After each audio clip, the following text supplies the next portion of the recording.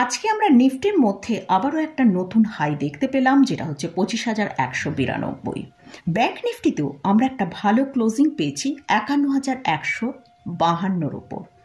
তো Nifty bank Nifty নিয়ে আলোচনা করব, এর সাথে সাথেই ট্রেডিং পারপাসের জন্য দুটো স্টক নিয়ে আলোচনা করব। তাহলে ভিডিওটা শুরু করা যাক। আমি নিরুপমা শেয়ার শেখো চ্যানেলের পক্ষ থেকে সকল বন্ধুদের স্বাগত জানাই।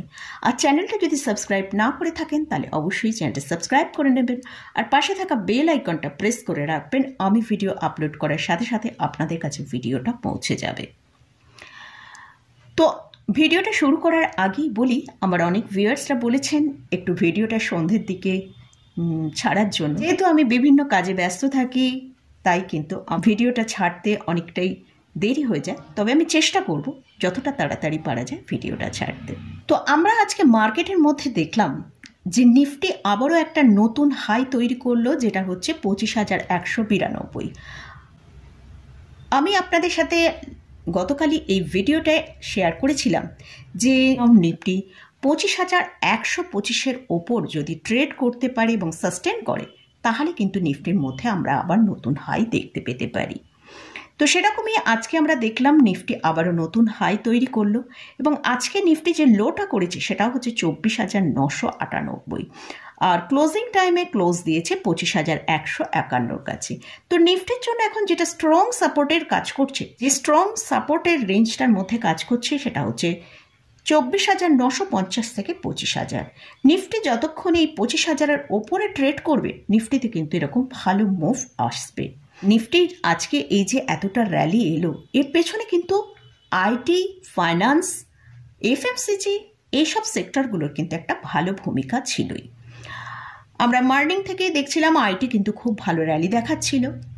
এছাড়াও আমরা যদি নিফটির চার্টটা একবার দেখি, সেটা আমরা দেখেছিলাম সেকেন্ড হাফে নিফটিতে কিন্তু একটা ভালো সেলিং এসছিল। তো সেক্ষেত্রে আমরা নিফটিকে দেখলাম অনেকটা নিচে এসেছিল, কিন্তু আমরা আবারও দেখলাম নিফটির মধ্যে একটা খুব ভালো বাউন্স এলো।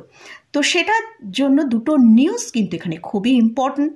একটা নিউজ হচ্ছে আগামীকাল কোয়ার্টার ওয়ানের জিডিপির গ্রোথ রেটের আঁকড়া আসবে। মোডিজের তরফ থেকে ভারতীয় যে জিডিপির গ্রোথ রেট, সেটাকে যে অনুমান করছে, যেটা 6.8% আছে, তারা ওটা 7.2% জিডিপির গ্রোথ রেট অনুমান করছে।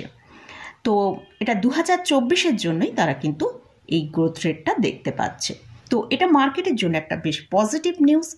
এছাড়াও রিলায়েন্স ইন্ডাস্ট্রিজের তরফ থেকে একটা নিউজ এসছে যে তারা 1:1 অনুপাতে রিলায়েন্স ইন্ডাস্ট্রিজের বোনাস শেয়ার ডিক্লেয়ার করবে। তার জন্য তাদের যে মিটিংয়ের ডেটটা, সেটা হচ্ছে 5ই অক্টোবর। এর জন্য আমরা রিলায়েন্স ইন্ডাস্ট্রিজের স্টকের মধ্যেও কিন্তু একটা ভালো স্পাইক দেখেছি, 1.6%। তো মোটামুটি এই কারণের জন্যই কিন্তু আজকে আমরা নিফটিতে এতটা বাউন্স দেখতে পেয়েছি। এবার আসছি ব্যাংক নিফটিতে। ব্যাংক নিফটি আজকে কিন্তু একটা ভালোই ক্লোজিং দিয়েছে, যেটা হচ্ছে 51,152-তে ক্লোজিং পেয়েছি। আর আজকে যে হাইটা করেছিল সেটা হচ্ছে 51,368। তো গতকালই আমি আপনাদের সাথে শেয়ার করেছিলাম, যদি ব্যাংক নিফটি 51,340-এর ওপর সাস্টেন করে ওপরের দিকে মুভ করতে পারে, তাহলে কিন্তু একটা বাউন্স আসতে পারে। তো যদি এই আগামীকালও আমরা দেখি যদি 51,340-এর ওপর ব্যাংক নিফটি মুভ করতে থাকে, সেক্ষেত্রে কিন্তু ব্যাংক নিফটিতে একটা ভালো মুভ আসতে পারে। সেটা 51,550 থেকে 51,800 এই পর্যন্ত একটা মুভ আসতে পারে। আর ব্যাংক নিফটির জন্য যেটা স্ট্রং সাপোর্টের কাজ করছে, 50,800 থেকে 50,900 এই রেঞ্জটার হচ্ছে ব্যাংক নিফটির জন্য একটা স্ট্রং সাপোর্ট। যতক্ষণ না এই রেঞ্জটাকে ব্রেক করে নিচে আসছে, ততক্ষণ কিন্তু ব্যাংক নিফটিতে আমরা ভালো মুভ দেখতে পেতে পারি। এটা গেল নিফটি এবং ব্যাংক নিফটি নিয়ে আলোচনা করলাম। এবারে দুটো স্টক নিয়ে, শর্ট টার্ম ট্রেডিংয়ের জন্য দুটো স্টক নিয়ে ডিসকাস করব। এর আগে বলে রাখি, আমি এখানে যে স্টপ লসগুলো আপনাদের সাথে শেয়ার করব, সেই স্টপ লসগুলোর কিন্তু সবটাই ক্লোজিং বেসিসে। আমি কোনো ইন্টারডে বেসিসে কোনো স্টক নিয়ে আলোচনা করি না। তো সেই জন্যই এই স্টপ লসটা শুধুমাত্র আমি কিন্তু ক্লোজিং বেসিসে আপনাদের সাথে স্টপ লসটা আলোচনা করব। তাই আপনারা কিন্তু যখনই এই স্টপ লসটা মেনটেন করবেন, ক্লোজিং বেসিসে স্টপ লসটা মেনটেন করবেন। ফার্স্ট যে স্টকটা নিয়ে আলোচনা করছি সেটা হচ্ছে ভারত পেট্রোলিয়াম কর্পোরেশন। এটা হলো একটা পাবলিক সেক্টর কোম্পানি। এই কোম্পানি আমরা যদি এই স্টকের সর্বোচ্চ হাইটা দেখি 359 টাকা, স্টকটা এখন ট্রেড করছে 356 টাকা। যদি স্টকটা 359-এর ওপর সাস্টেন করে ট্রেড করতে পারে তাহলে কিন্তু এই স্টকে একটা উপরের দিকের মুভ আসতে পারে। সেটা হচ্ছে উপরের দিকে 370 থেকে 375 টাকা। এর জন্য যে স্টপ লসটা মেনটেন করতে হবে সেটা হচ্ছে 350 টাকার কাছে একটা স্ট্রিক্টলি ক্লোজিং বেসিসে স্টপ লস মেনটেন করতে হবে। নেক্সট যে স্টকটা নিয়ে আলোচনা করছি সেটা হচ্ছে পাওয়ার গ্রিড। পাওয়ার গ্রিডের এখন যে কারেন্ট প্রাইস চলছে 335 টাকার কাছে।